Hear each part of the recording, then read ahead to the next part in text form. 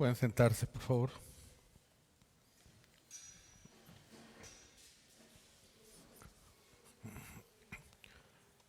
Muy buenas noches. Dios les bendice. Vida Nueva Tehuacán les da una cordial bienvenida y le damos gracias a Dios por darnos este privilegio tan grande de poder estar aquí reunidos una vez más, adorando a nuestro Dios, alabándole y también disponiendo nuestro corazón para poder escuchar su santa palabra. Sean todos ustedes bienvenidos a Vida Nueva Tehuacán. También les damos una cordial bienvenida a todos los que se están conectando a través del Facebook Live. Sean también ustedes bienvenidos. Vamos a hacer una oración para continuar con la predicación de la palabra de Dios, así que les pido que inclinen su rostro ahí donde se encuentran. Señor, te damos gracias por darnos la oportunidad de poder estar aquí reunidos una vez más. Te damos gracias por tu gracia, tu misericordia hacia con nosotros. Sabemos, Señor, que podemos venir delante de ti, ante tu presencia, por la obra de Jesucristo en la cruz del Calvario. Y te pedimos, Señor, que a través de tu palabra alimentes nuestro espíritu, que a través de tu palabra nos transformes, que a través de tu palabra podamos conocerte más y darte gloria y honra, porque esta es la vida eterna, que te conozcan a ti, al que has enviado a tu Hijo amado Jesucristo. Señor, ponemos en tus manos este tiempo, la meditación de tu palabra, y ayúdanos, Señor, a entender y comprender lo que hoy vamos a enseñar, y que sea tu Espíritu Santo el que ilumine y el que selle esta palabra para que dé fruto a su tiempo. Todo esto te lo pedimos en el poderoso nombre de tu Hijo amado Jesucristo. Amén. Muy bien, hermanos, vamos a continuar con el estudio de la epístola a los Hebreos. Vamos a leer los versículos 13 y 14, que es los textos que vamos a analizar. Recuerden que estamos estudiando esta epístola de una manera expositiva, sistemática, buscando entender lo que el autor bíblico nos quiere transmitir. Y a veces nos tenemos que profundizar en algunas palabras o algunos textos para poder comprender, y este va a ser uno de ellos. Vamos a ponernos de pie para dar lectura a la Sagrada Escritura.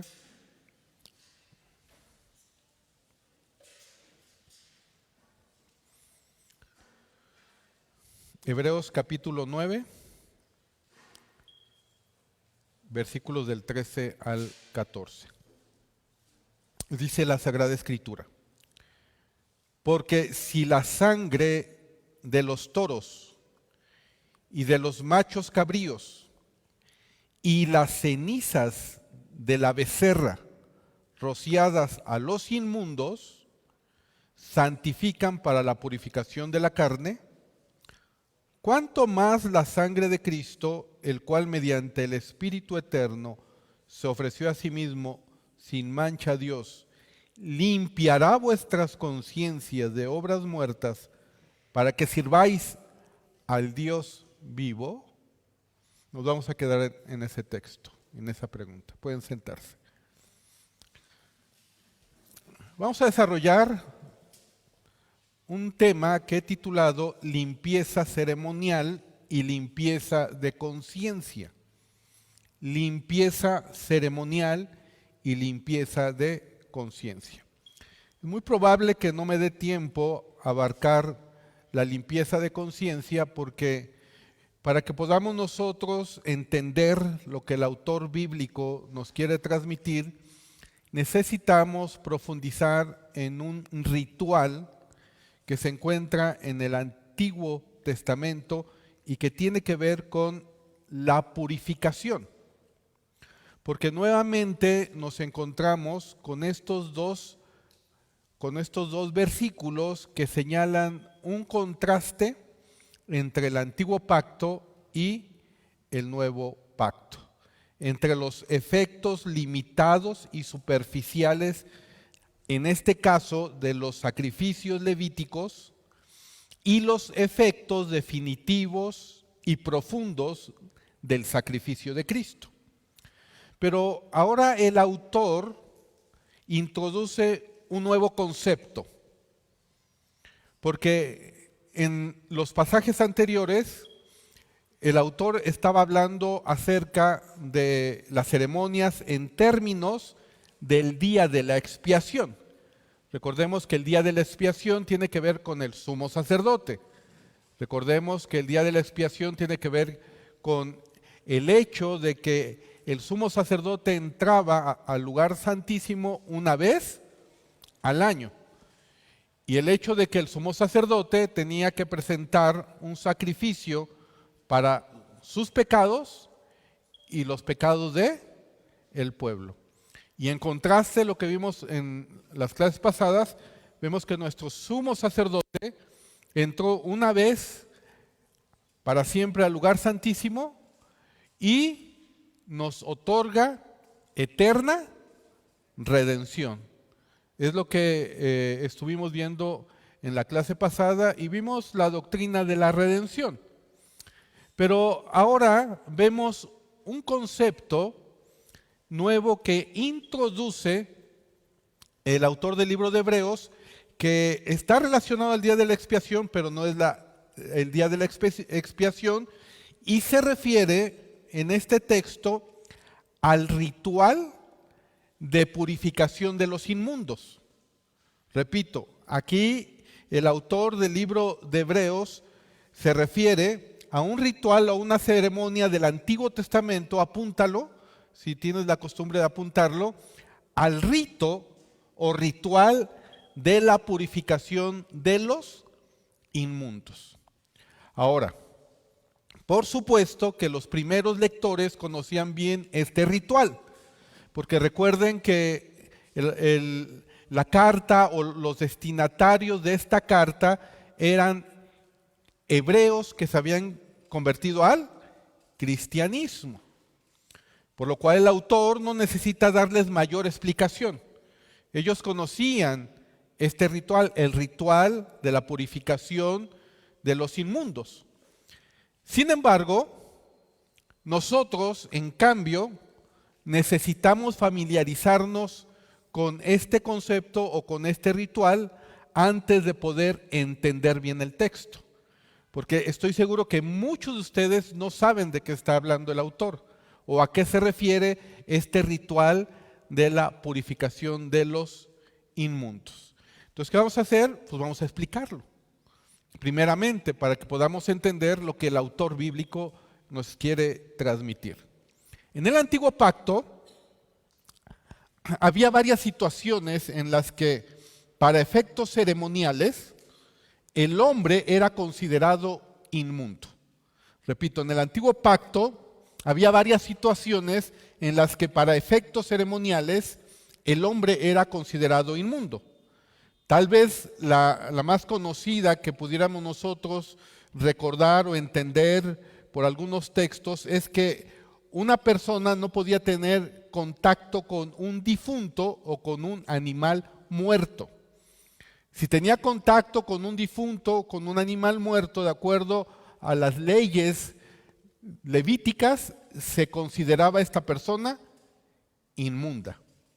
Es decir, cualquiera que tocase un cadáver o aunque estuviese en la misma habitación con él, es decir, casi todos los familiares inmediatamente del difunto, quedaban inmundos durante 7 días. Debían pasar 7 días en los cuales no podían acercarse al tabernáculo ni participar en el culto. Y era como si estuvieran en una cuarentena religiosa. ¿Por qué? Porque habían estado junto a un difunto o junto a un muerto. Esa era la parte de la tradición del pueblo judío. Al tercer día de su contaminación, al haber estado junto a un difunto, debían someterse a los ritos de purificación. Entonces, como se había declarado o se declaraba que si una persona estaba en estas condiciones era inmunda, entonces existía un ritual para que se pudieran purificar. De no hacerlo, serían considerados inmundos para siempre y cortado de la congregación de Israel. Entonces, los rituales de la purificación era muy, muy importante en la tradición judía y de acuerdo a las leyes que se habían establecido. De hecho, los ritos de purificación no eran ajenos a los días de la expiación. Había también los sacerdotes o el sumo sacerdote también tenía que hacer este ritual de la purificación. Hay un escritor que se llama Maimónides, que él establece, o él en sus escritos da de alguna manera una referencia a estos ritos de purificación. Para los que no conocen quién es Maimónides, voy a dar brevemente una pequeña bibliografía de él. Él era conocido como Rambam y fue un prominente filósofo judío, fue un rabino, era también un médico, era astrónomo y era un teólogo de la Edad Media. Él nació en Córdoba, España, en el año 1138 y falleció en el Cairo, Egipto, en el 1240, en el tiempo de la era medieval. Y era considerado una de las figuras intelectuales más importantes del judaísmo medieval y con una gran influencia incluso en la filosofía occidental. Entonces, él llegó a escribir acerca de la purificación ceremonial.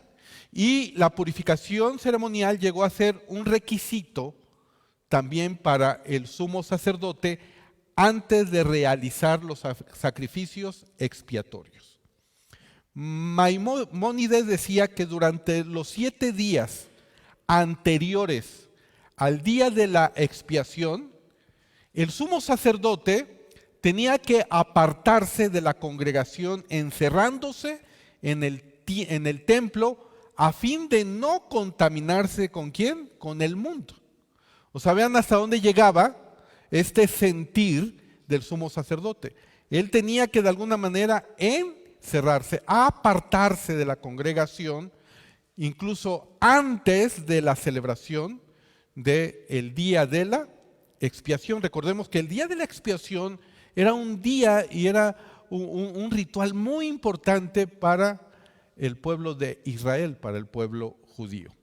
Al tercer día y al séptimo día debía someterse a los ritos de purificación que están prescritos en el libro de Números, capítulo 19, porque sólo así podía ejercer sus funciones sacerdotales y hacer expiación por los pecados del pueblo.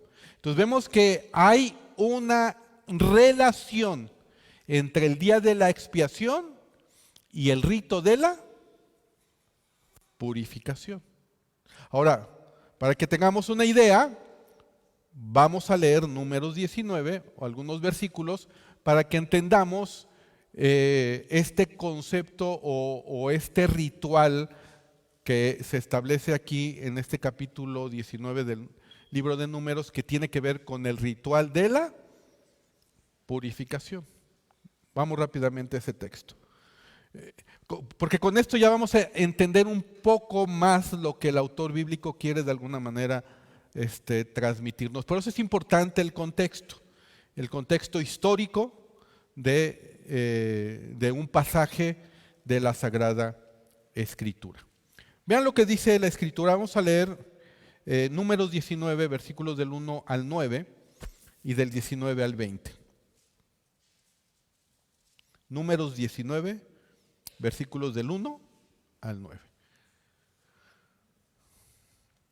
Dice la Sagrada Escritura. De hecho, en sus Biblias está el título, ¿la purificación de qué? de los inmundos. Es un ritual, ¿sí? Y aquí está establecido. Dice la palabra de Dios. Jehová habló a Moisés y a Aarón diciendo: esta es la ordenanza de la ley que Jehová ha prescrito, diciendo: di a los hijos de Israel que te traigan una vaca alazana, perfecta, en la cual no haya falta, sobre la cual no se haya puesto yugo.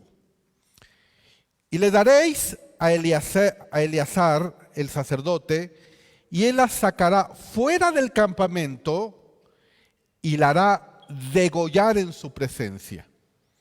Y Eleazar el sacerdote tomará de la sangre con su dedo y rociará hacia la parte delantera del tabernáculo de reunión con la sangre de ella 7 veces.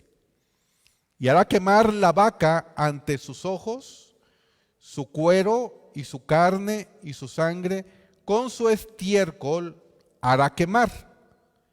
Luego tomará el sacerdote madera de cedro e hisopo y escarlata, y lo echarán en medio del fuego en que arde la vaca.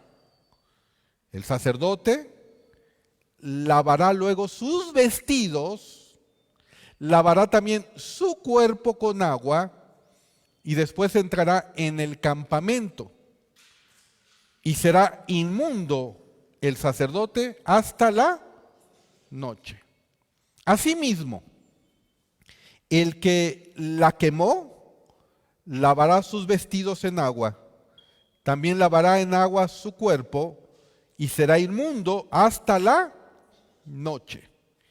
Y un hombre limpio recogerá las cenizas de la vaca y las pondrá fuera del campamento en lugar limpio, y las guardará la congregación de los hijos de Israel. ¿Para qué? ¿Para el agua de qué? De purificación. Es una expiación. ¿Sí lo ven? Entonces, aquí de alguna manera tenían que degollar a una vaca y tenían que quemarla, y generaban la ceniza y recogían la ceniza, y esa ceniza se utilizaba para el ritual de ¿qué? De la purificación. ¿Sí me explico? Ahora, vayamos a los versículos 17 y 20.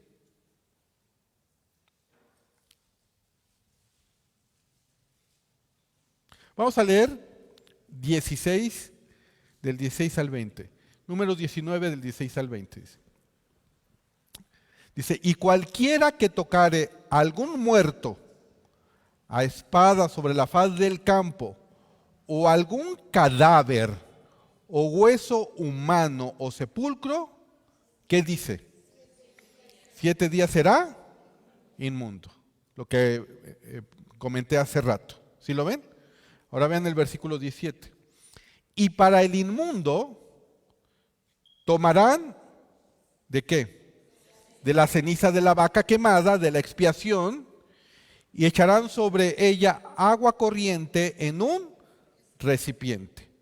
Y un hombre limpio tomará hisopo y lo mojará en el agua, y rociará sobre la tienda, sobre todos los muebles, sobre las personas que allí estuvieran, y sobre aquel que hubiera tocado el hueso, o el asesinado, o el muerto, o el sepulcro.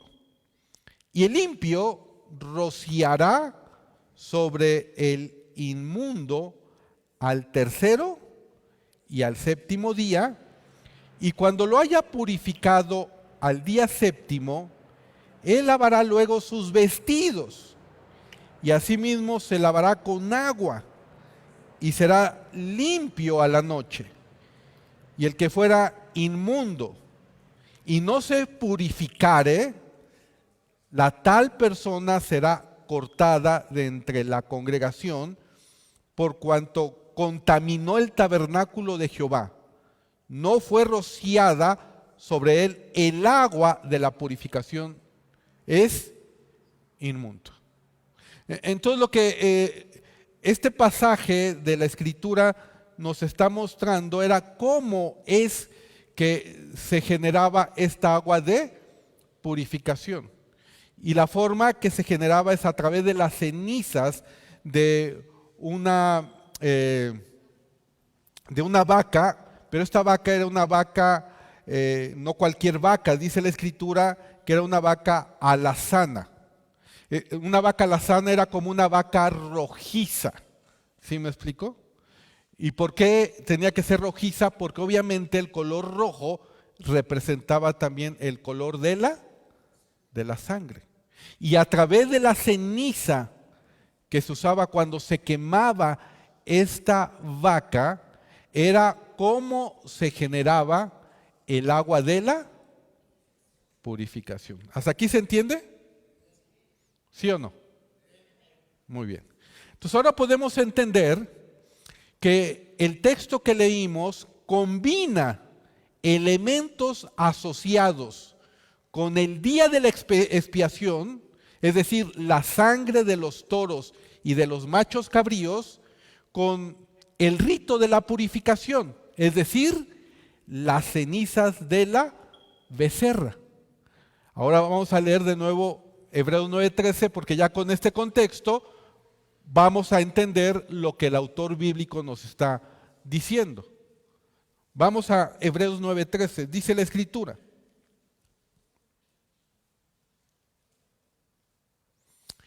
porque si la sangre de los toros y de los machos cabríos, aquí se está refiriendo, o el autor está asociando el día de la expiación. ¿Sí me explico? Y dice: y las cenizas de la becerra rociada a los inmundos. Ahora entendemos por qué dice cenizas, ¿cierto? Por lo que leímos en Números capítulo 19. ¿A qué ritual se está refiriendo? Al ritual de la purificación, en donde el agua tenía que estar de alguna manera preparada con las cenizas de esta vaca rojiza. Y aquí el autor del libro de Hebreos dice: y las cenizas de la becerra rociadas a los inmundos, dice, santifican para la purificación de la carne. Entonces, lo que acabamos de leer, y de acuerdo a lo que dice el autor del libro de Hebreos, esto parece confirmar lo que dice Maimónides. Aun cuando no hay ninguna asociación explícita en las Escrituras, pero sí implícita, vemos que la práctica levítica llegó a relacionar los ritos de la purificación con los preparativos para el día de la expiación. Por eso el autor del libro de Hebreos está juntando ambos. ¿Sí lo ven? Ahora, en todo caso, necesitamos aclarar que aquellos ritos tenían que ver con la inmundicia en el aspecto de lo ritual, no en la culpa moral. Pretendían quitar la impureza ceremonial, pero no los pecados. Y consistía en lo siguiente: una vaca alzana, como ya leímos, era sacrificada, es decir, esta vaca de color castaño rojizo, para que fuese quemada y se pudiera preparar esta agua de la purificación. Ahora bien, vemos que lo que se hacía era, en primer lugar, como ya leímos, que se degollaba la vaca, ¿cierto? Se tenía que degollar la vaca, llevaba la sangre al tabernáculo y rociaba con ella la parte delantera del mismo 7 veces, como lo leímos en Números 19, versículos del 3 al 4. Luego se quemaba por completo la vaca. Dice la Escritura que su cuero, su carne, su sangre, incluso su estiércol, y sobre ella se arrojaba también o se ardían diferentes especies y maderas que tenían un cierto olor, para que a la hora de quemar a la vaca con todo eso no oliera de alguna manera mal. Tenían que poner maderas aromáticas y también especies aromáticas, que son las que se describen en Números 19. Entonces la persona inmunda tenía que comparecer ante el sacerdote al tercer y séptimo días en su periodo de inmundicia para ser rociadas con agua mezclada con la ceniza de la vaca alzana. Solo después de los 7 días, ¿sí?, el tiempo de su inmundicia cesaba, es decir, se quitaba y podía volver a integrarse en la comunión de Israel y acercarse al tabernáculo. Qué rollo, ¿no? O sea, ¿te imaginas que hiciéramos todo esto?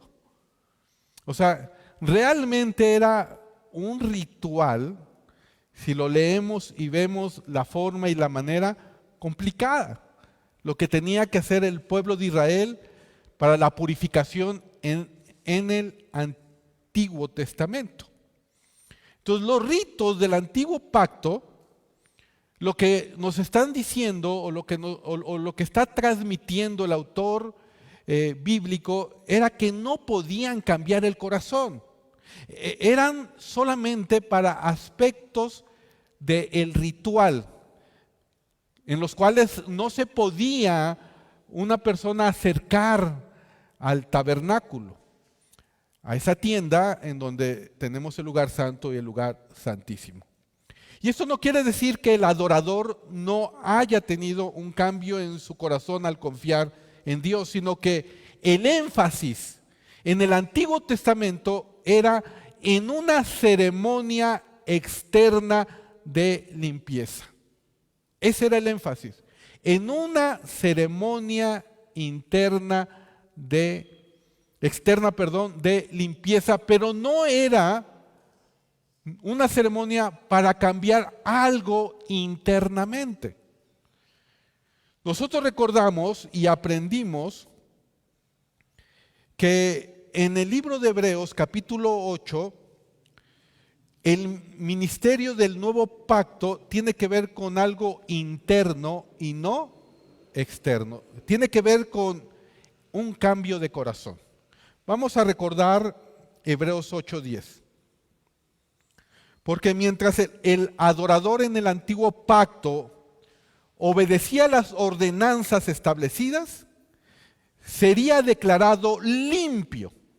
Pero todo esto era un ritual externo.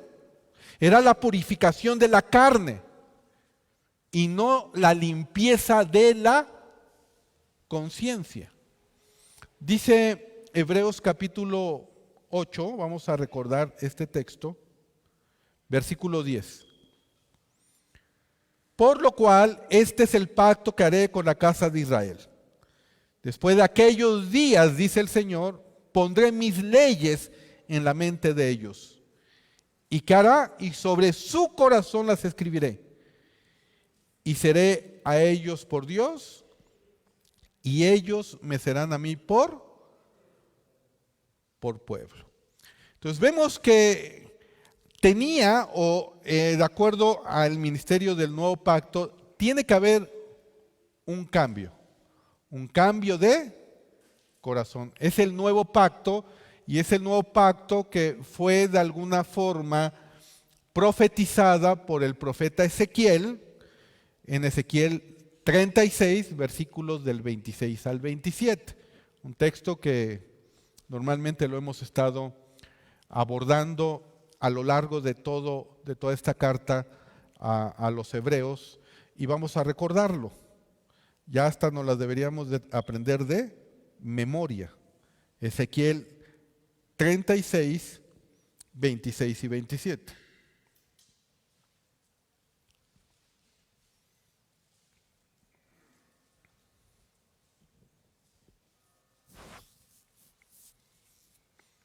Ahí están.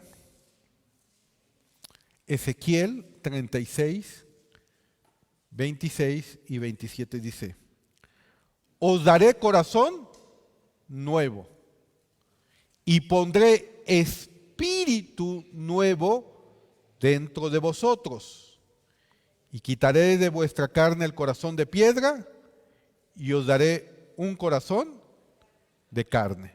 Y pondré dentro de vosotros mi espíritu y haré que andéis en mis estatutos y guardéis mis preceptos y los pongáis, ¿por qué? Por obra. Entonces, ¿qué es un cristiano? Un cristiano es aquel que ha experimentado una operación de corazón abierta por el Espíritu Santo. A ver, repito, ¿qué es un cristiano? Un cristiano es aquel que ha experimentado una operación de corazón abierto por medio de ¿quién? Del Espíritu Santo. ¿Por qué? Porque es el Espíritu Santo el que hace esta obra, el que cambia el corazón de piedra por un corazón de carne, un corazón más sensible.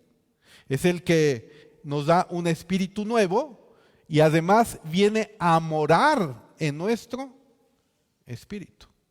Entonces la pregunta es, una de las preguntas que normalmente se hacen o nos hacemos es, bueno, ¿yo cómo voy a saber si en verdad soy un hijo de Dios? ¿O yo cómo voy a saber si una persona ya experimentó el nuevo nacimiento? Pues tiene que haber un cambio forzosamente. Debe de haber un cambio en tu vida. Debe de haber una transformación. Tu corazón tiene que ser diferente. Ya no tiene que ser ese corazón duro. Ya tiene que ser un corazón sensible a las cosas espirituales, a las cosas de Dios. Tu espíritu es diferente. Tienes que buscar a Dios, el alimento espiritual, porque en el cambio de espíritu, tú pasas de muerte a vida espiritual, y la vida espiritual es lo que te conecta con ese ser grande y maravilloso que es Dios, porque Dios es espíritu. Entonces, la forma en que tú puedes saber si verdaderamente eres un hijo de Dios es cuando tú tuviste un encuentro con Jesucristo, forzosamente tuvo que haber un cambio en tu vida. Y además, el Espíritu de Dios ha venido a morar en ti y en mí. Ese es el nuevo pacto en el cual nosotros nos encontramos. Y es la obra del Espíritu de Dios, del Espíritu Santo, el que está haciendo y sigue haciendo esa obra en nosotros. ¿Por qué? Porque estamos en un proceso de santificación. Y dice la Escritura que nosotros somos ahora cartas de Cristo. Recordemos 2 Corintios capítulo 3, versículos del 1 al 3. Entonces la pregunta que nos debemos de hacer en esta noche es, ¿verdaderamente yo soy una carta de Cristo? ¿Verdaderamente yo estoy transmitiendo que ahora la ley de Dios ha sido escrita en mi corazón? ¿Verdaderamente yo estoy dando testimonio de lo que la Escritura está diciendo con mi forma de ser, con mi forma de actuar, con la manera en que me relaciono con los demás y me relaciono con Dios? Vean lo que dice 2 Corintios 3, versículos del 1 al 3.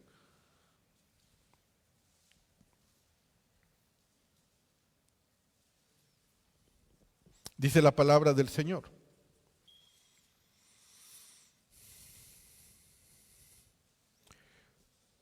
Comenzando otra vez a recomendarnos a nosotros mismos, o tenemos necesidad, como algunos, de cartas de recomendación para vosotros o de recomendación de vosotros. Versículo 2. Nuestras cartas sois vosotros, escritas en nuestros corazones, conocidas y leídas ¿por quién? Por todos los hombres, siendo manifiesto que sois cartas ¿de quién? De Cristo, expedidas por nosotros, escrita no con tinta, sino con el Espíritu del Dios vivo, no en tablas de piedra, sino en tablas de carne. ¿De qué? Del corazón. Y tal confianza tenemos mediante Cristo, ¿para con quién? Para con Dios. Ahora, verdaderamente, ponte a pensar y a reflexionar en este texto. ¿Estamos dando testimonio de esto, hermanos? Porque dice la Escritura que son cartas de Cristo. Hermanos, pónganse a reflexionar. Si cuando a veces cometemos un pecado, o fallamos, o caemos, ¿cómo nos sentimos? Mal. Cuando un hermano también vemos que ya se alejó del Señor, que cayó en algún pecado grave, también nos lamentamos por ese hermano, ¿cierto? Y eso imagínense cuando de repente vemos y sabemos de alguna persona que cometió algo y de repente nos dicen, ay, y dice que es cristiano. Ay, ¿cómo nos sentimos, no? ¿Sí o no? O de repente cuando llega a suceder, no, pues es que vimos a este hermano y cometió esto, hizo esto, y va a vida nueva para el mundo Tehuacán y Puebla. ¿Nos impacta, sí o no? Como pastores también nos impacta. Y eso que ese hermano o esa oveja, pues gracias a Dios no es carta del pastor Alberto o de cualquier otro, de cualquier otro pastor. Dice la Escritura que debe ser cartas ¿de quién? De Cristo. Entonces, hermanos, tenemos que reflexionar la forma y la manera en que nos comportamos en este mundo. Porque nosotros, más allá de dar un buen testimonio, porque vamos a una iglesia cristiana, porque somos cristianos, tenemos que decir, nosotros representamos también ¿a quién? A Cristo. ¿Por qué? Porque somos esa carta que Cristo escribió por medio de su Espíritu Santo. ¿Podemos entender el gran compromiso que tenemos? ¿De parte de quién? De Dios. ¿Por qué lo digo? Porque muchas veces llegamos a pensar erróneamente de esta manera. Ah, pues que hablen de mí lo que quieran. No. Porque tenemos que dar ¿qué cosa? Testimonio. ¿Cierto? Y dice la Escritura que si alguien habla de nosotros mal como de malhechores, pues tenemos que de alguna forma tener un buen testimonio, porque a través de nuestro buen testimonio, tarde o temprano, aquellos que murmuran de nosotros como de malhechores, no va a proceder esa murmuración. ¿Por qué? Porque tu comportamiento va a ser totalmente diferente a lo que ellos murmuran. ¿Qué es lo que nos defiende? Nuestro testimonio, hermanos. Nuestro testimonio. ¿Por qué? Porque la murmuración siempre va a estar en todo momento y a cualquier instante y en cualquier situación. Las personas van a hablar mal porque hay una persecución. ¿Cómo nos defendemos de la murmuración? A través de nuestro testimonio. No hay otra forma. Busca de alguna manera tener un testimonio íntegro. ¿Para qué? Para que esa murmuración, tarde o temprano, no proceda. Es el Espíritu Santo el que hace esa obra en la vida de cada creyente. Pero el Espíritu no podría morar en nosotros y no pudiera haber hecho esta obra si Jesucristo no hubiera pagado por nuestros pecados. La limpieza de nuestras conciencias no se logran por medio de ceremonias externas. ¿Qué ceremonia puede limpiar la conciencia? Ninguna. ¿Qué ritual pudiera limpiar la conciencia? Ninguna. La sangre de Cristo es lo único que puede limpiar nuestra conciencia. Y se requiere de ese poder interior, que es el Espíritu Santo, puesto que Jesucristo, que es sin mancha, pudo ofrecer el sacrificio perfecto. Regresemos a Hebreos 9:14.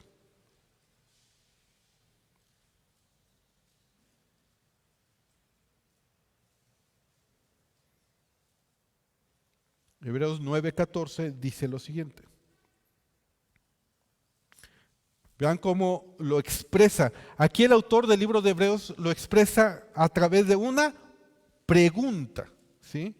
A través de una pregunta. Dice, ¿cuánto más la sangre de Cristo, el cual, mediante el Espíritu eterno, se ofreció a sí mismo sin mancha a Dios, limpiará vuestras conciencias de obras muertas, subraya lo que dice aquí, para que sirváis ¿a quién? Al Dios vivo. Vean cómo inicia la pregunta el autor del libro de Hebreos. ¿Cuánto más? Aquí habla de algo superior a la capacidad limpiadora de las cenizas de un animal, porque el poder limpiador del sacrificio de Cristo es mucho, mucho, mucho mayor. ¿Sí lo ven? Por eso, ¿cuánto más la sangre de quién? De Cristo. Esta es una expresión que no solo se refiere al líquido, ¿sí?, de la sangre de Cristo, sino a toda la obra expiatoria y al sacrificio perfecto de Cristo en su muerte. Porque recordemos que la vida se encuentra en la sangre. Y cuando Jesucristo derramó su sangre, por ti y por mí, estaba derramando su vida por amor a ti y por amor a quién? A mí.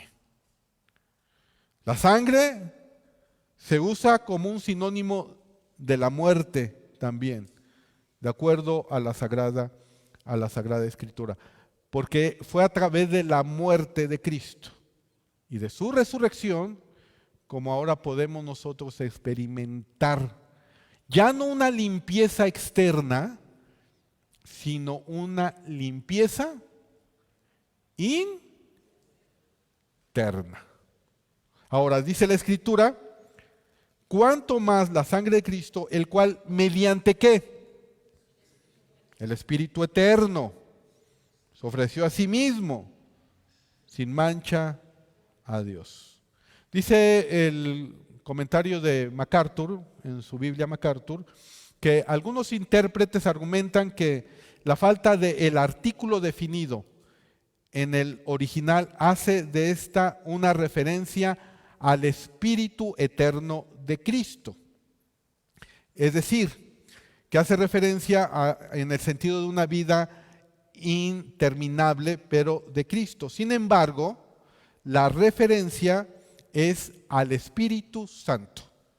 Aquí la referencia es al Espíritu Santo porque el Espíritu Santo es el que aplica la obra redentora de Jesucristo en nuestra vida. El Padre planeó la redención. Cristo ejecutó la redención. Pero el Espíritu Santo es el que aplica la redención en nuestras vidas. Quiero que comparemos Hebreos 2:4.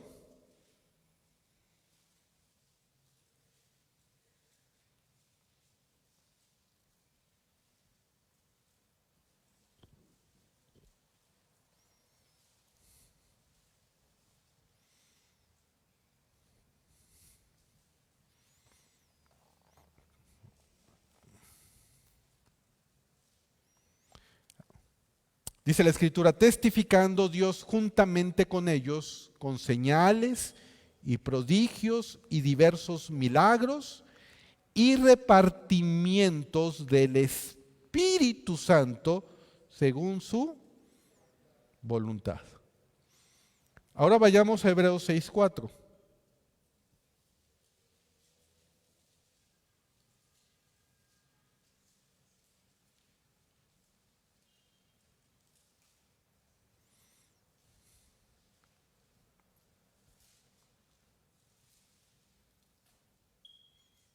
Dice la Escritura, porque es imposible que los que una vez fueron iluminados y gustaron del don celestial y fueron hechos partícipes ¿de quién?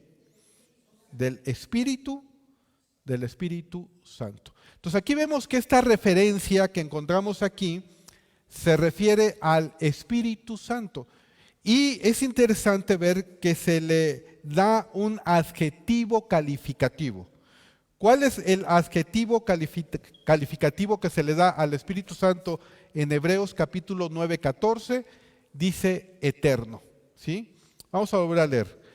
Regresémonos a Hebreos 9, 14. Dice, ¿cuánto más la sangre de Cristo? El cual, ¿mediante qué cosa? El Espíritu eterno se ofreció a sí mismo sin mancha a Dios. Ahora bien, este adjetivo calificativo, cuando el autor del libro de Hebreos está usando esta palabra eterno, lo que está conectando el autor del libro de Hebreos es con la eterna redención, que ya estudiamos en el versículo 12. Regresemos al versículo 12.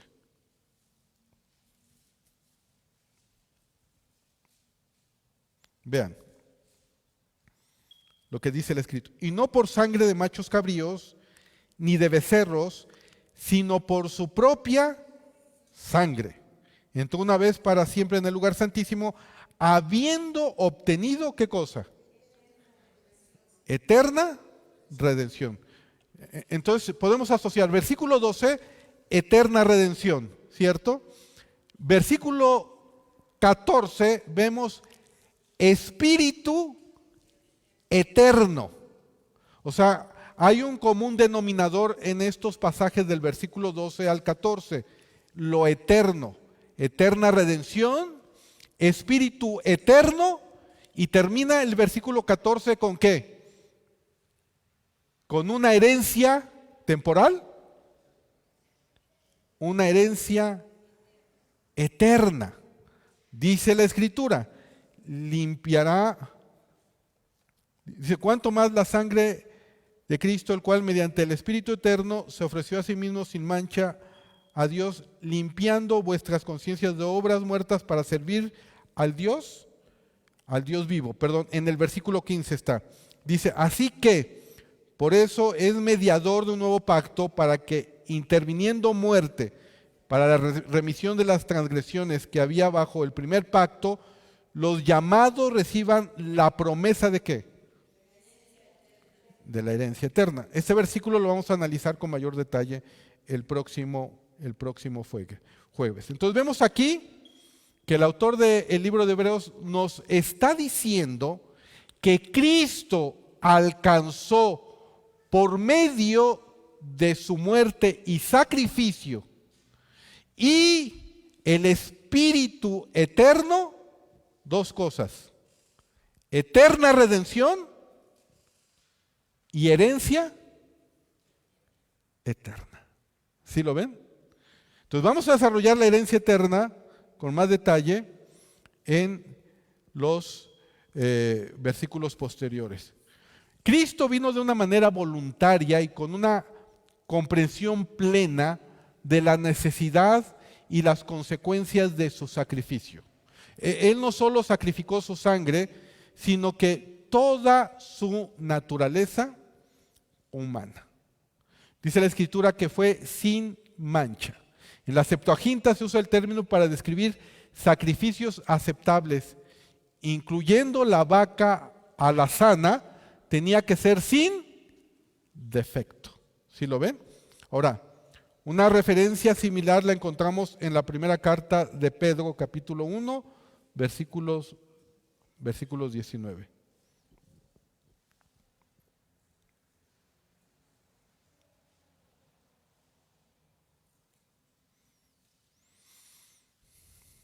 Dice la Sagrada Escritura: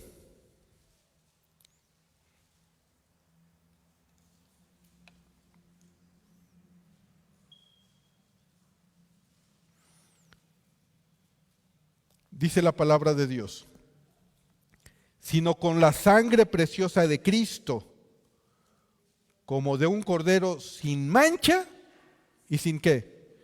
Y sin contaminación. Ya destinado, ¿desde cuándo? Desde antes de la fundación del mundo, pero manifestado en los postreros tiempos. ¿Por qué? Por amor de vosotros, y mediante el cual creéis en Dios, quien le resucitó de los muertos y le ha dado gloria, para que vuestra fe y esperanza sean ¿en quién? En Dios. Regresemos a Hebreos 9.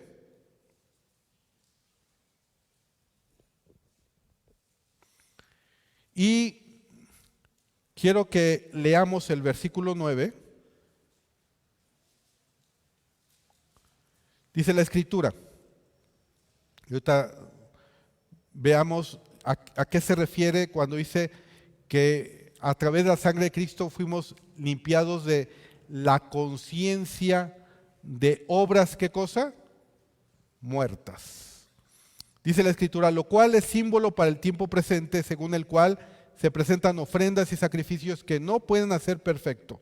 En cuanto a la conciencia, al que practica, ¿qué dice? Esos cultos.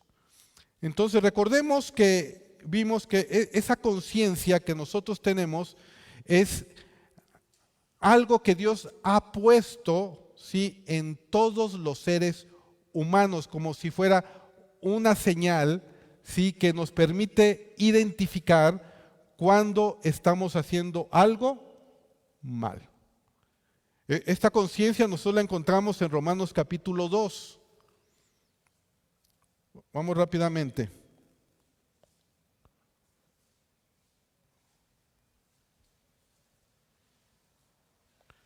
Romanos capítulo 2.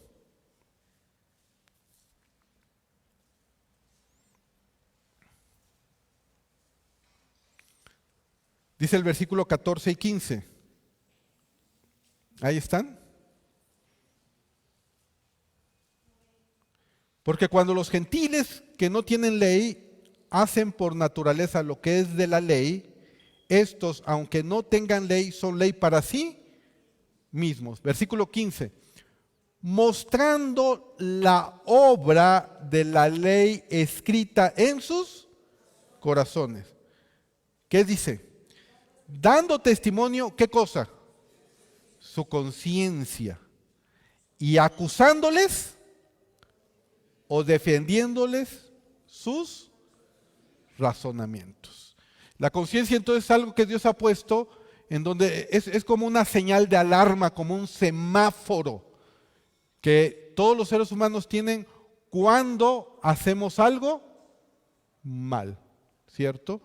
Y dice aquí la Escritura que la sangre de Cristo nos limpia de esa conciencia de obras muertas. ¿A qué se refiere con las obras muertas? Estas obras son muertas porque los no regenerados están muertos en sus delitos y pecados. Y porque además las obras que los no regenerados hacen son infructuosas y no le dan la gloria ¿a quién? A Dios. Hay personas que pueden aparentemente hacer algo que a simple vista pudiera ser bueno o estar bien. Pero el problema es que esa obra que no es para la gloria de Dios, esa obra es como trapos de inmundicia, dice la Escritura.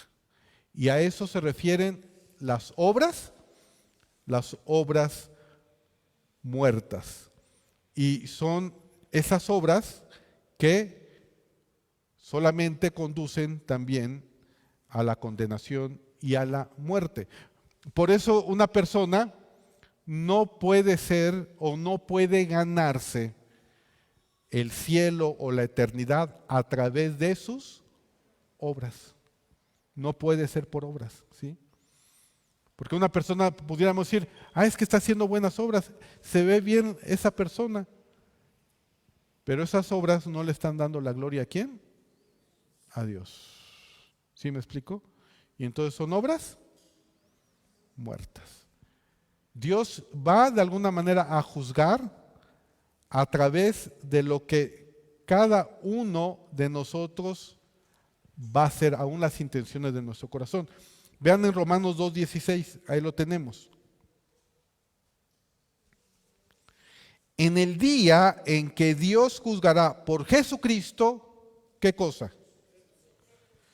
Los secretos de los corazones conforme a mi evangelio.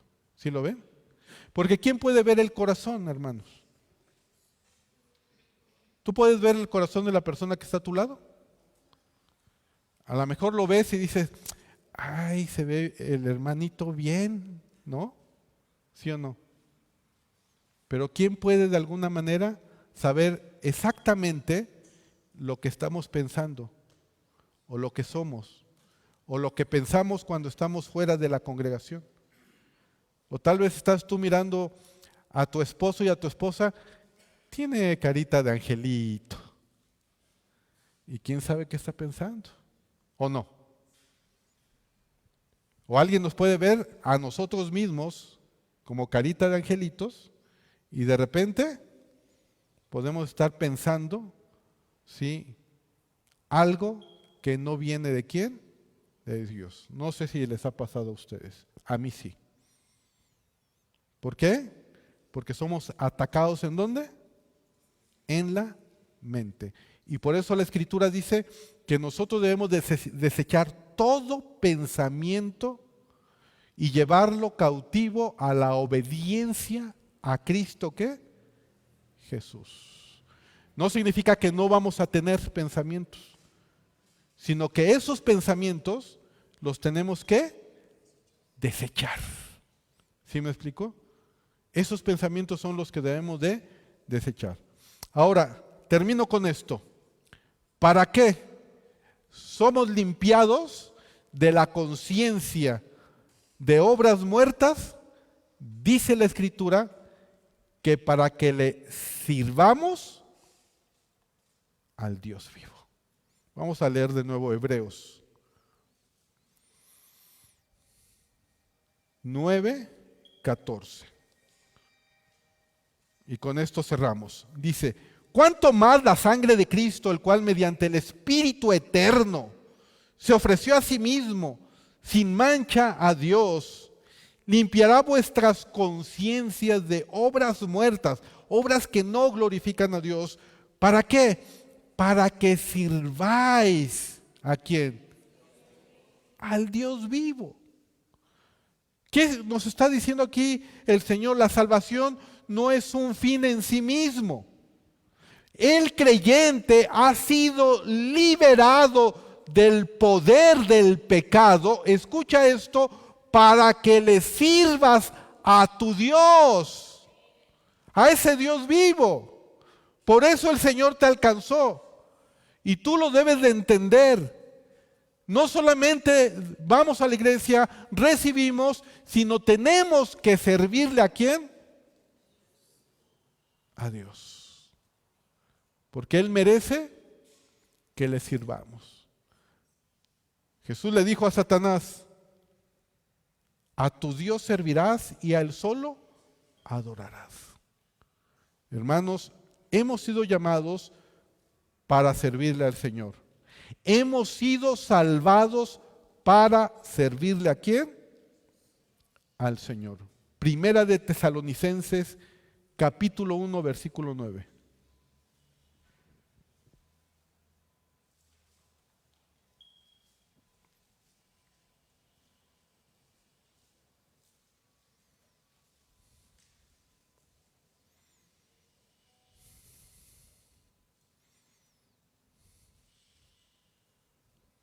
Vean lo que dice la Escritura. Porque ellos mismos cuentan de nosotros la manera en que nos recibisteis y cómo os convertisteis de los ídolos ¿a quién? A Dios. ¿Para qué? Para servir al Dios vivo y verdadero. Entonces ponte a pensar, ¿cuál fue el propósito por que Dios te haya salvado y alcanzado? Porque a través de una vida centrada en el servicio, tú serás entrenado para la vida eterna. Porque en la vida eterna seguiremos sirviéndole ¿a quién? A Dios. La pregunta es, ¿te estás entrenando? Vamos a orar. Padre, te damos gracias por tu gran amor y tu misericordia. Gracias por darnos la oportunidad de poder venir a escuchar tu palabra. Gracias, Señor, porque a través de la sangre preciosa de tu Hijo amado, tú nos limpias de toda obra muerta. Señor, nos has llamado, nos has salvado, para que podamos, Señor, servirte a ti, al único Dios vivo y verdadero. Y como dice tu palabra, y esperar de los cielos a tu Hijo, al cual resucitó de entre los muertos y que nos libra de la ira venidera. Bendito Padre Celestial, hoy venimos delante de ti. Nos has liberado del pecado para servirte. Por medio de la sangre de Cristo y el Espíritu eterno. Gracias, Señor, por esta maravillosa libertad que has hecho en todos y cada uno de nosotros, por esta redención. Ya no estamos, Señor, en el antiguo pacto. Ya no es necesario ningún ritual de purificación para poder acercarnos a ti. Solo bastó un solo sacrificio y una vez para siempre. Y la sangre de Cristo nos limpia de toda nuestra maldad. Y es la sangre de Cristo que nos permite, Señor, como ese camino vivo y nuevo para llegar ante tu presencia. Y aquí estamos delante de ti. ¿No te gustaría, tú que nos escuchas por primera vez, o tú que aún no le has entregado tu vida a Jesús, y que tú no puedes distinguir que verdaderamente eres un hijo de Dios, que hay un cambio, una transformación en tu vida, en tu corazón, en tu espíritu? ¿No te gustaría venir en esta noche a los pies de Cristo y reconocer que Jesucristo es tu Señor y tu Salvador? Yo quiero ayudarte a hacer una oración si verdaderamente sientes el poder del Espíritu Santo dentro de ti, que te está llevando al arrepentimiento y la fe. Es porque Dios está haciendo una obra en tu corazón. Yo solo te quiero ayudar a expresar lo que en tu corazón pueda haber en esta noche. Ahí en tu lugar dile al Señor: Padre, hoy vengo delante de ti y te pido perdón por mi pecado y por mi iniquidad, por mi maldad. Perdóname, Señor, porque he hecho lo malo ante tus ojos. Perdóname, Señor, porque toda obra, incluso que aparentemente hice buena, no lo hice para tu gloria y para tu honra. Y es una obra que considero, de acuerdo a tu palabra, una obra muerta. Perdóname, Señor. He pecado contra el cielo y contra ti, he hecho lo malo ante tus ojos. Y aún lo que pareciera bueno, Señor, pues no lo hice para darte honra y gloria a ti, sino para exaltarme a mí, para darme gloria yo y no darte gloria a ti. Y aquí estoy delante de ti reconociendo, Padre, que solamente a través de la obra de tu Hijo amado Jesucristo, que solamente a través de la sangre de Jesús me puedes limpiar mi conciencia de toda obra muerta y de todo pecado, de toda iniquidad, de toda rebelión.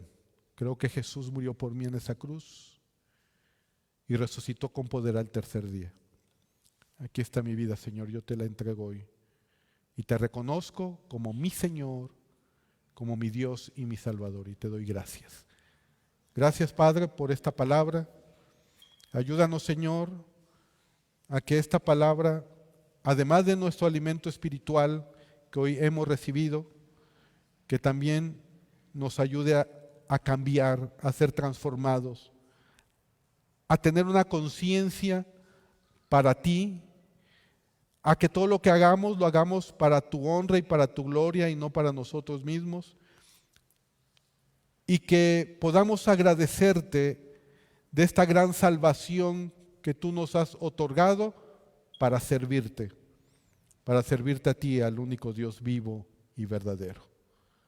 Y te servimos también, Señor, a través de lo que damos para la iglesia. Que lo que tu pueblo da, los diezmos, las ofrendas, sean para tu gloria, Señor. Y que sea para la obra. Y que podamos continuar, Señor, adorándote, alabándote y conociéndote por medio de tu palabra. Ayúdanos, Señor, a que cumplamos este propósito y que todos y cada uno de nosotros participemos como un cuerpo para que seas exaltado y glorificado. Bendice, Señor, la vida de nuestros hermanos, sus trabajos, sus familias. Y sabemos, Señor, que lo que damos, lo damos porque estamos agradecidos por todo lo que nos has dado, Señor, y por todas las bendiciones que tenemos. Todo esto te lo pedimos en el nombre de Jesús. Amén. ¿Quién les da un fuerte aplauso al Señor? A Él sea la gloria y a Él sea la honra. Mientras se recogen los diezmos y las ofrendas, voy a dar los anuncios rápidamente. Recuerden, el día de mañana tenemos discipulado de mujeres, 10 de la mañana, de forma presencial, aquí en las instalaciones. Y mañana viernes a las 7 p.m. vamos a tener la clase del Instituto Teológico Internacional, pero solo maestría.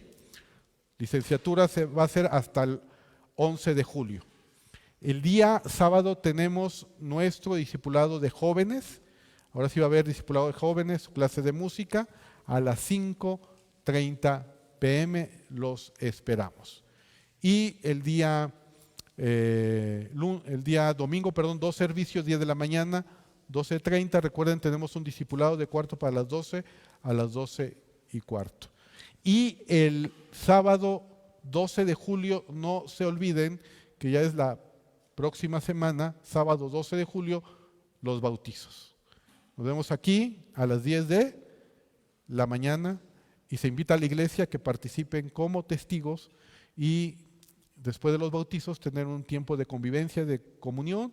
Lleva algo para convivir, puedes llevar unas tortas, un sándwich, un mole de caderas, lo que tú quieras, ¿no? Lo que puedas también y esté en tus manos. Muy bien, que Dios les bendiga, que Dios les guarde y vamos a despedirnos con una última